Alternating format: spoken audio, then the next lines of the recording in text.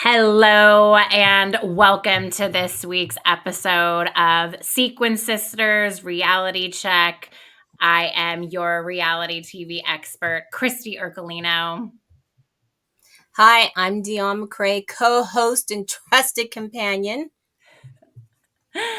This week, we are diving into The Real Housewives of Potomac, episode 2. So, in this episode, we actually are introduced to Nneka, who is the newbie of the season. She starts off pretty strong. We learn that she is an attorney, her husband is a traveling doctor, which is kind of interesting to me. We also learned that she is having trouble conceiving her child. And it also seems like this is, kind of it's pretty competitive for Wendy. She seems bothered by Nneka being welcomed into the new season. What are your thoughts on that, Dion? I'm kind of confused by it. I agree with you. Wendy seems awfully competitive, but I don't know why she feels threatened by her. Now, Mm-hmm. and tell me if I'm jumping ahead, Ashley stirring the pot, telling stories incorrectly. Maybe Yeah. that's it. Yes. It I mean, seems like it's a bit blown up for that, though. Ashley is really stirring the pot. I mean, she's getting all confused. I think she blamed it on too much tequila at her housewarming party. But yeah, I mean, she really got the drama started between the two of them. I mean, Nneka was just asking questions about Wendy like, oh, is she a Agreed. medical doctor? No, she's Uh-huh, not a uh-huh. medical doctor. She's a doctor of philosophy. Well, that's fine. But she was not asking the questions in a shady way. However, Agreed. when Ashley replayed the story or retold her version, rather, it definitely did not come off that way. Agreed. Ashley got it all messed up. All Yes, she messed up. did. Yes, she did. And then even when she was just like, I got it wrong, it was too late. You can't put the feathers back into the pillowcase. You can't put the genie back into the bottle. You can't. It's done. Right. But I do appreciate that she owns it, right? And I guess we do see that in a later on episode. But then still on the topic of Ashley and Michael, I mean, what is up with this lawsuit that Michael is throwing against Candace? And I think you mentioned previously that the housewives cannot sue each other. The Is that housewives cannot sue each other about their comments that they say, which is, I guess it makes sense. hmm I don't know. Some of those comments I'd be calling my lawyer, but that's just me. I did some research and Michael is suing.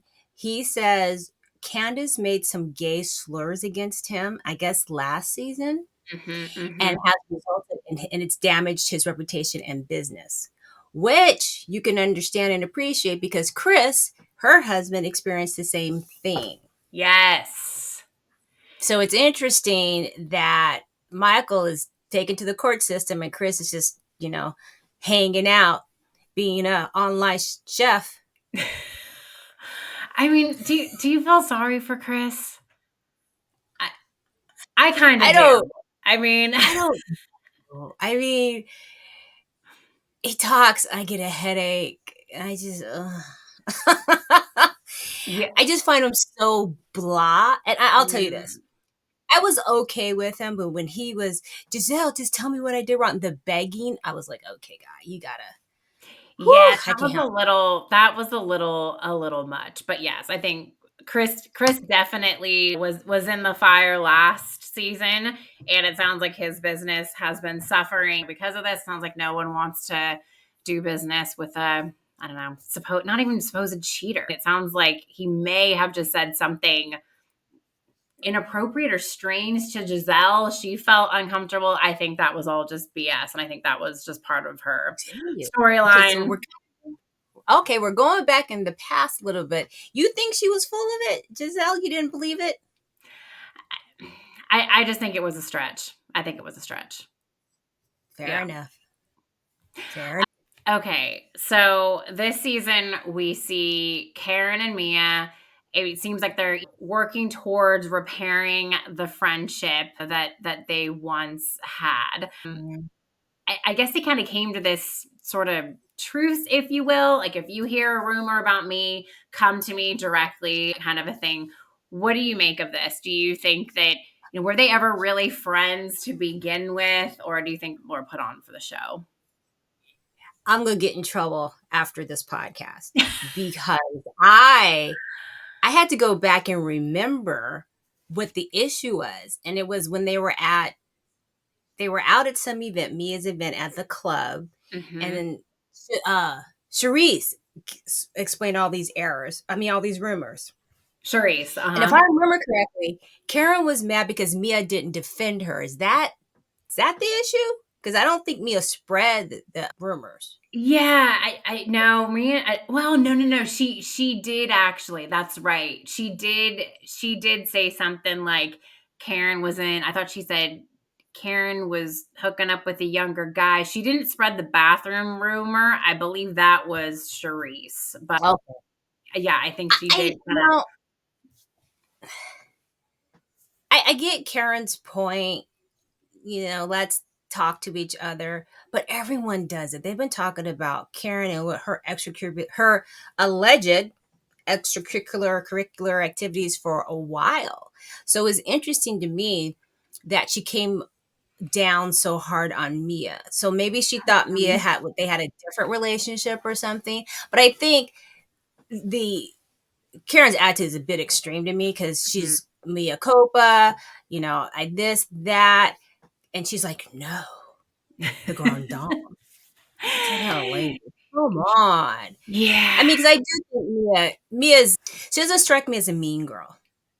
And I think she I is don't know. really, Mia has well, said some shady shit though last season. This season, she's coming out a bit softer. I think a lot of that has to do with her financial turmoil. It seemed like she really her business, right? Being a CEO of the business, the chiropractic company. I think that was very much, it seemed like, who she was, what she led with. mm, She was very proud of that, very proud of the money she was making. And I think now that that's taken away from her, I think we're seeing a different kind of, softer version of Mia. She's had a a downside. humbled version, What's that? a humbled version of Mia.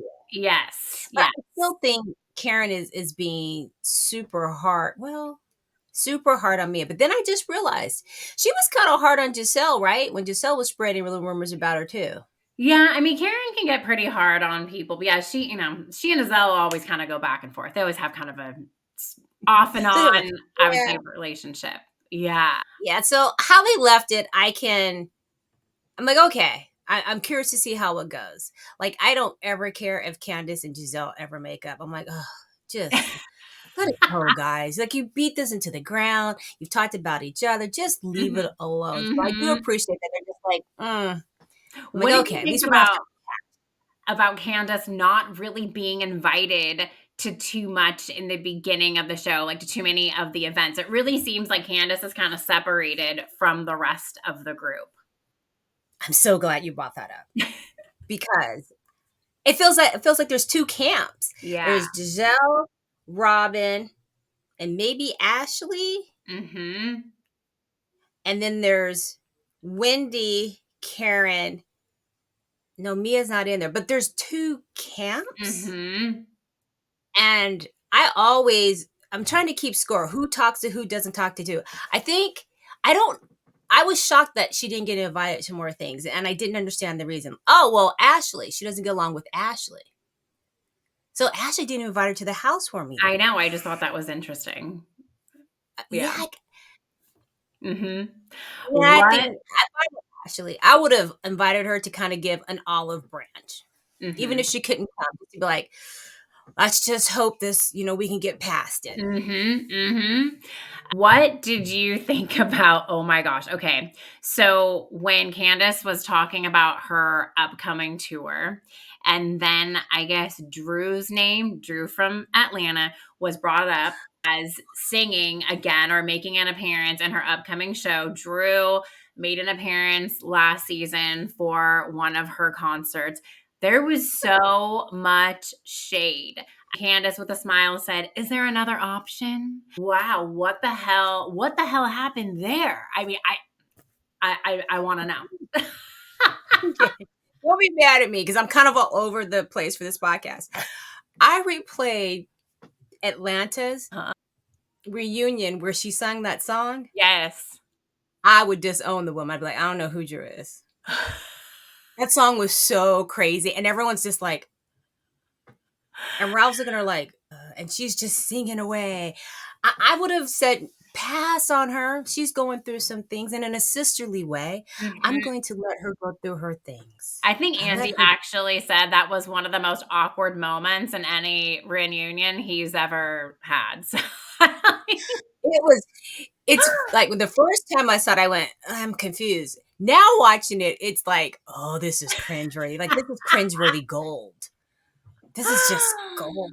But oh yeah. So and I also think that, Candace is getting her confidence. She's done a tour now. She's had yeah. a couple shows sold Mhm. out. So, I don't blame her for thinking, I don't know if I need a warm up at all, I don't know if it's her. I can Yeah. appreciate that. Good Yeah. for and honestly, good for Candace because it's hard to make it in a music industry today.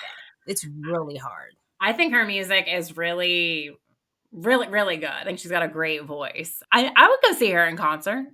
If she was here, I'd go see I'm not sure if I would. her. I'll have to get back to you.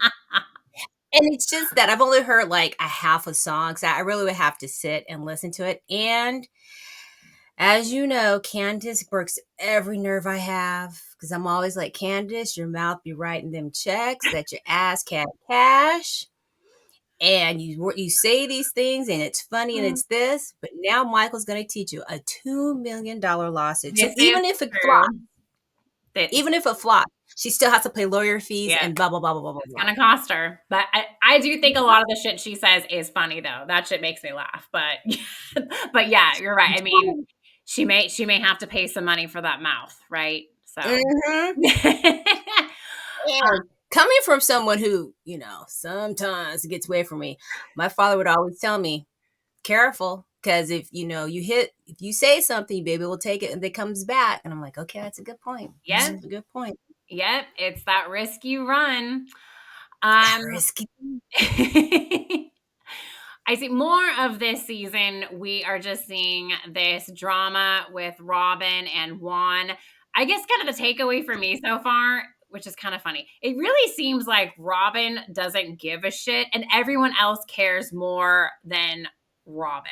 I don't know if Robin is really just kind of taking the stance like, I married this guy again. He cheated on me before. We've got our kids. So maybe I just have to really dig my heels in here and just be like, this is my decision and, whatever. But I mean, she doesn't really seem like she gives a shit, and they talk more about Juan's sexual assault lawsuit, and yeah, and he doesn't care about being photographed. So I just think it's kind of interesting that everyone else seems to care more than Robin. Agreed. Agreed. And I don't know what that's about. Or maybe it's masking the fact that they're mad that she kept that secret all season long. Yeah, I'd be And mad too. I mean, right? And I was one of the fans that's just like, oh, they should all be fired. Like they should mhm. all be revamped for Yep. keeping something that big under wraps when the whole premise of the show is you share your life and you just don't say anything. Then on watch what happens live, she Mhm. says, oh, I was waiting for Karen to bring it up. What? Yeah, what? Why? What? Why? Yeah. I don't know. I guess I'm sure more will unfold with that story. Okay, so then we see Wendy talking about We see her them. new show. Wait. Okay. Wendy essentially saying you have to be smart in order to really watch, I guess, and get her show, right? Get what she is saying. At the same time, Wendy didn't even know what the fuck a PA was. It's a production assistant, Wendy. If you're going to be creating your own show, you might want to know, like, all the people involved that come into to producing a show. Like me and my lighting person turning off my light, which is me. I hit the button. So anyway, yeah, I don't get Wendy. Okay. I don't get Wendy either. I think she's trying way too damn hard. She doesn't need to What it is? keep saying over and over and over, I have 4 degrees. That's great, Wendy. And that's great. You're an educated woman. But like, do we really need to keep repeating that over and how smart you are? You know, people who keep having to say how smart they are, in my experience, typically not always They're that not, smart. they are not that smart. That's like someone telling you how rich they are. You find out they're broke. They're broke. Everything's on Like credit. if you are rich, people know. If you're smart, people get that. I agree. I think that's a good point. You know, this season, these first 2 episodes, I'm kind of like, I don't know what's happening. It feels Mhm. it's a little slow. Feels like it's Oh, building. But it's interesting because we got snapshots on each person. Robin, I've always thought was the oddball, just kind of yeah. the oddball. Mhm. And then with the wand thing, it was like, and I can't remember. Okay, this is the question I asked myself. I'm in Robin's position. I Mhm. have a husband who said, I'm going to do what I'm going to do. I don't Mhm. care if it bothers you or people say anything. I wondered, thinking about the kids, does he care about how it's going to impact the children? Yeah. And if I knew I had a husband that wasn't going to change and everything he did was under a microscope, would I quit this show or would I stay with the show? I really think the money is too good. As a lot of these women have said who were interviewed after the fact, like Bethany, for example, is pretty infamous or famous, I guess, depending on how you want to look at it, for saying these things that housewives do not quit. Housewives get fucking fired, and they're not going to quit because of all the money that you're making. The longer you're on the show, the more money that you're gonna make. Yes, she says like 1% of the housewives actually quit. Bethany said she is one of them of just like, I'm done. But Bethany made all those millions of dollars. She doesn't fucking need the housewives. Although, let's not forget, True. Bethany, the housewives really made you, right? And that is what put your name out there. You So, tell it, Christy. So you think Robin's like, I'm gonna suck it up for the money and the potential business offerings? yeah, I mean, remember a couple seasons ago, Robin was like defaulting on her taxes. So, I mean, I'm sorry. Okay, that wasn't her. I mean, she gave the money. Okay, I can't get into it She because I eventually got made lost. good But with it, okay, but I fair mean, I think Robin has had a rough time, it enough. Mhm. seems like. So I think Robin needs the money. And I don't mean this in any, any kind of disrespectful way. I think once you're starting to make that money, it's really hard to turn that money down, right? Plus, sure, the Yeah. fame and all the things that comes with it. I mean, everyone wants their 15 minutes, right?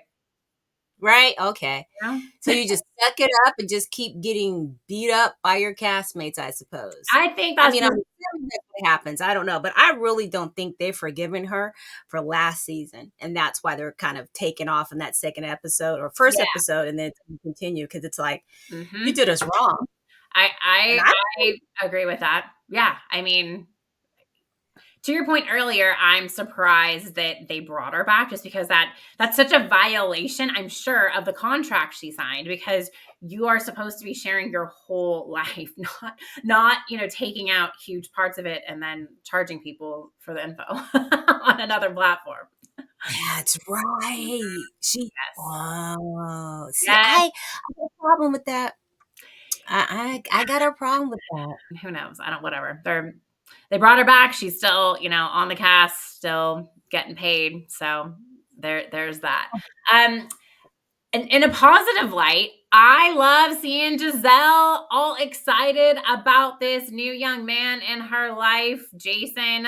I know we talked about him a bit in our last episode. Jason from Winter House, who is Winner. a Yep. hot, young, sexy model. I He's mean, a model, yeah, right? Like his I'm just grateful because Giselle finally has a storyline that I kind of care about. uh huh. Husband getting back to, I was like, oh, come on, girl. You know, once a dog, always dog. I don't care if he's a man of God. He'll just go and pray for forgiveness because when that didn't work out, besides that and her fibroids, I was like, what is there to Giselle? What? Well, I was but Jason grateful that from Winter House, from all that we've seen on Jason at Winter House, I mean, he seems like a really nice, genuine, great guy. Loves to cook. Oh, so if this is a legit thing, which I really hope it is, it seems like she's very happy, and I'm really hoping that it all works out for her. I really am. I think this is her time, you know? Okay, I agree. I do hope she does have some happiness in this farm, so on and so forth. And I don't know. I wonder who made the first move. Did he approach her? Did she approach him? Because they're long distance as well. I'm pretty And he's met her daughter. So anytime you meet kids, at least from my opinion, that's a little bit serious. it is. I believe they met at BravoCon. We'd have to research that, but I believe they met at BravoCon. And yeah, they're a bit long distance, but he's in New York. You know, she's in Yeah, Potomac. it's not too Not super far, but yeah, okay. for him to meet the kids, you are right. It definitely seems to be serious. Yeah. Okay. So I'm gonna be nice. I'm gonna wish Giselle all the luck with Jason. Yes, Even Giselle. though I think again, Giselle, I'm like, what do you offer? What do you really bring to this show? So I'm not sure. Like, okay, Potomac has always been something that I've watched, but I liked it better when Monique was on, Oh, I miss Monique. And the parrot. right? Please, the whole yes. She just brought some energy to it. To And me, it needs a little more energy, it you does. know? I agree. Let's bring Monique back. Let's bring Monique back. Okay, with this episode, it kind of ties up. First, we talk about Ashley and Michael in the Bahamas. People who are getting a divorce, I mean, at least as far as I've ever seen, you don't go on a fucking vacation together. I understand you have kids together and all that kind of stuff, but it just seems so murky to me. Do you think they are still hooking Oh, absolutely. up? Okay. Because she's actually said in her confessional, I miss Michael's penis. And I was like, oh. Oh, But okay. yeah, right. I was like, but really, what Ashley misses is that moolah, that money that she used to be have access to. Because I did my homework. I read up. She, because of the prenup she signed, she walks away with nothing. Nothing. And that's why he felt bad So and he's helping her with that house, you know? that could be, but it's one of these things where it's like, you signed that thing? It's because Maybe. now, like you said, she's used to standard of living, and now it's going to go away. But that is interesting though, right? It was for 7 years, I think. So wouldn't you think if Michael wanted to end it, he would have ended it sooner, right? Or either Right. well, yeah, Michael would have ended it sooner because or no, sorry. She would have ended it sooner because then she would have gotten the money, right? So Michael would have tried to make it last longer because of that 7 years, then he doesn't pay anything. That's what I Hmm. believe. If you look at the way that it's, I guess. So you think he just kind of danced along, but don't forget they also had that open marriage, and then she wanted to change it. I think yeah, probably right. Combination. I don't blame her for wanting Combination. to change it. Once you have kids, it's a whole different scenario. Where the hell's the time? It's just like now you're gonna be introducing another person into your marriage. Like, oh my God, get out of here. It's just, I wouldn't have even agreed to. So I'd be like, no, no. no, I'm already tired now. But I guess No, it is but hard. again, Go ahead, sir. Ashley's come. She doesn't come from an affluent background, and you get Yeah. used to that lifestyle and money. You're like, all right, cool. I mean, just like Mia said last season, you know, that's how she got G Gordon. Ooh. That's how she got G. Yep. I don't know. Well, I think for Ashley, it's hard when it sounds like their relationship started that way. So I think when you already Mm. kind of have that sort of relationship and all of a sudden you're like, wait a second, I want to change it. I mean, that, And that's what Mia said. Mia said that's how it started. So I don't yeah, think it's fair to change now. And I was like, yep. that's a great point. And oof, great point though, Mia. I What about poor Mia? I know I just changed it up on you. Mia, Mia, Mia. Yeah, I think Mia will get into that more in the upcoming episodes, but Okay, okay, it that's does true. seem like she's having a really rough go. Their marriage is going through a tough time. And it's always tough when all of a sudden you lose all of this income that you're used to having. You had to move out of your big ass house, downsize that significantly into a small condo, and they had to get rid of the nanny. I mean, it's like all this shit's now happening to where, they have to live very differently than they're used to living. And that will cause a big wrench in most marriages. So, True. And I kind of have a soft spot for her because I do believe, even though it's always kind of confusing, she really is just like, here's my life. I got my whole body redone. This is how I got my husband. Like she just puts it owns out it. there, Yeah. you know, and Yeah. everyone, they're all like, oh, and judgy, but you can't really surprise her with anything because she's like, I already told you my secrets. I already told you. Totally. I appreciate that. Puts it all out there. Good for her. Yeah. I'm like, okay, Mia, come on. Come on. You Well, can do it. all right, Dion, it's time in our show for our reality review. This time in our podcast, we are going to be reviewing different products, restaurants, any kind of business that our beloved reality stars have actually done. So, in this week's episode, Dion and I, we're going to switch gears and we're actually going to talk about Lisa Vanderpump. Most of you may know Lisa Vanderpump from Vanderpump Rules. Before that, Real Housewives of Beverly Hills. Lisa Vanderpump and her husband, Ken, are known to have many restaurants. So I think that's really how they started their business, got their money. So Dion and I were really excited to try some of Lisa Vanderpump's restaurants. We've tried two. One restaurant is actually no longer in existence. That restaurant's Pump, and that was in LA in West Hollywood. And I can see probably why it was closed down. Food, not so great, really not very memorable. I remember my meat was undercooked.